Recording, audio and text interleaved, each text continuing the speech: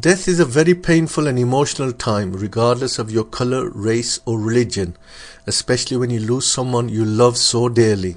Muslims strive to bury the deceased as soon as possible after death.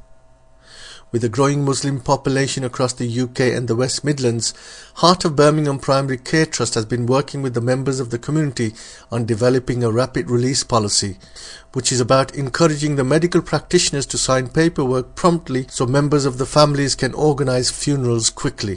For years, members of the community experienced difficulty in having the bodies released after death. The policy was prompted by members of the community who lobbied the Heart of Birmingham Primary Care Trust as a service provider to deliver and meet the needs of the growing population under the law, and has been out on consultation and was presented at Cars Lane Church to get final views, opinions and to have face-to-face dialogue with various members of the community and health officials. Once completed, this will be the first rapid release policy of its kind and can be applied to the other parts of the UK through local PCTs. Dr. Sandy Bradbrook, Chief Executive, Heart of Birmingham PCT. In Birmingham, we have many people from a Muslim faith, from a Jewish faith, and indeed some of no faith, where it is part of their religion that they want to try and bury their deceased within some 24 hours, which is really quite quick as far as the traditional British people are aware. And this has caused great difficulties for these members of our society. And of course that's very significant for us in Heart of Birmingham, given all the numbers we've got. And a number of people approached us in Heart of Birmingham to say, could we actually do something about it? Because they were experiencing some delays, either with the doctors or indeed with the coroner. And the coroner, of course, doesn't have huge resources behind him. So what my staff have done is worked with the local people.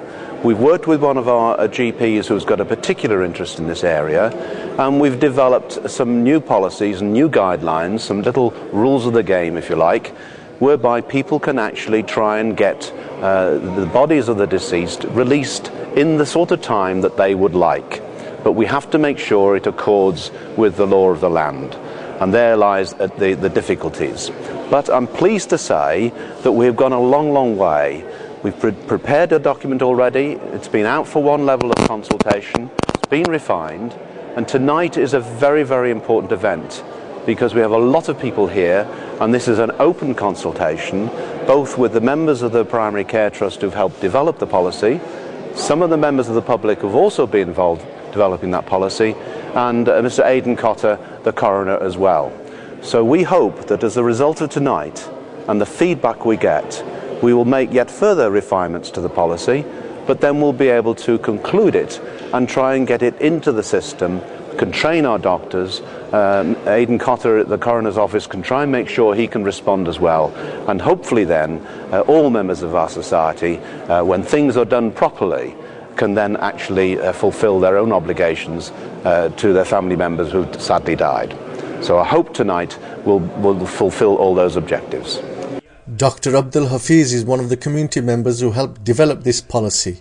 In his presentation, he said, like the Christians and Judaism, Muslims believe that death is a departure from the life of this world, but not the end of the person's existence.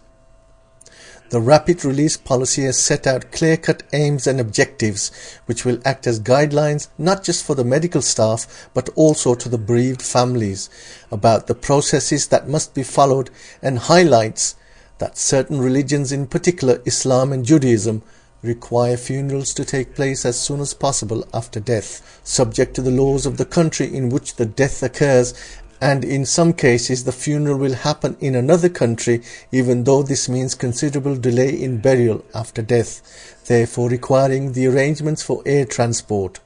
Coroner Dr. Aidan Cotter points out some of the difficulties faced by his staff. It is average for 5 different family members to ring us up about each death.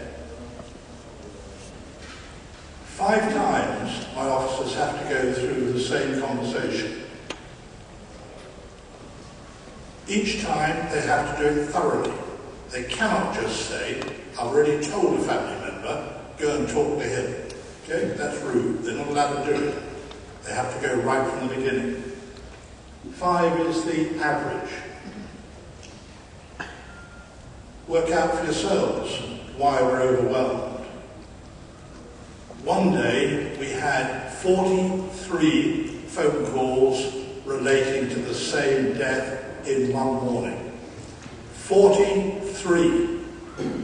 Can you tell me the sense in that? Can you wonder if we get exasperated? Can you wonder if we get annoyed when people say your phones are always busy? Now, if you could just get that one point across, tonight has been worthwhile. In the questions and answer section, some members pointed out that this was long overdue. However, the rapid release policy was warmly welcomed by all present and stimulated a healthy debate where questions and suggestions were put to the panel. Mushtaq Hussain, Town Centre Manager, Washford Heath. This has actually helped to eradicate some of the preconceived ideas and perceptions I had about the coroner and and it's actually given me an idea of how difficult it is for that person and how that person is reasonable, flexible and kind of understands the issues that we face and how he or she is working with us to help us address those issues. Zulfikar Hussain, Small Heath Community Forum and ex-non-executive board member Hub PCT. While the working group have spent nearly 14 months going through the draft documents and initially consulting with the local hospitals, bereavement departments and also the coroner office, registrar office. So we have done preliminary work and now we're for the public consultation. Maz Dad, Constituency Operation Manager, Fleet and Waste. Fact of the matter is that despite living in 2010, 21st century, in a modern city like Birmingham, people are still finding that when a loved one passes away, there's a huge amount of bureaucracy and actually no protocols in place to actually get the deceased released so that speedy burial can take place. So all we're trying to do is put an emphasis on all service providers to basically say, look, this is a matter of urgency for Muslim communities as well as other communities that live and reside in Birmingham. And what we want is a service that is fulfilling or adequate for this community. And in this case, obviously one of the saddest times in life for a family or next of kin, all we're trying to do here is to speed up the process so that the burial can take place as quickly as possible. Councillor Ayub Khan. Actually, community leaders have come along to listen to how the coroner operates his office and how the PCT can assist in further improving in the service which is currently being delivered. But I also believe that the City Council has got a very key role to play here, and myself along with Councillor Zakir Chowdhury, we have asked for a review into the whole approach when somebody dies. What is the beginning and what is the end? Where do the families turn to? At this moment in time, they have to face the coroner, they have to resolve issues within with the undertaker, with the registration office, with general practitioners and hospitals. And I think as a council, we need to be looking at best practices and we need to be looking at a holistic service so you have a single point of contact, and then from there onwards, the service providers take control and they, whether it's a GP service, whether it's the death registration office, whether it's the coroner's office, that we all work in partnership and make this process as easy and as efficient as possible for the family of that deceased. In a time of hard, we should be there to support that deceased individual's family.